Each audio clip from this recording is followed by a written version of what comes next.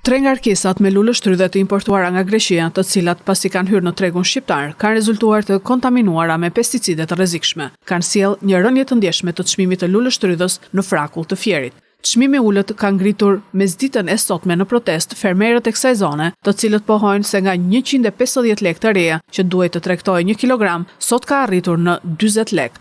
Është e padrejtë të penalizohemi, thon ata një zëri, teksa theksojnë se shitja që prej një jave është bllokuar. Kjo situatë ka ardhur për shkak të shteteve fqinj që kemi në Grekun, për arsye se kanë nxjerr me mbetje lule shtrydhën dhe këtë po e vuajmë ne sot.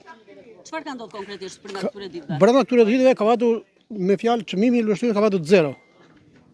Çmimi i lule shtrydhës. Sa ishte dhe sa ka vajtur? Çmimi ka qenë 2000 lekë kilogrami dhe sot aktualisht nuk shitet fare. Ishim sot në tregun e Lushnjës, kemi çuar lule shtrydhën, edhe atje sot ka vajtur me 2000 lekë arka. Pa pikën e turpit, i shkarkuan të gjithë me balet atje, edhe erdhi puna, ajo sot ka zbritur pa çmim atje. Thosh 2000 lekë arka, që arka sot ka 5 kg. Fermerët kanë pohuar gjithashtu se prodhimi tashmë ka përfunduar në lumin Vjos, ndërsa në shenjë proteste, fermerët kanë hedhur për tokë arkat me lulë shtrydhë.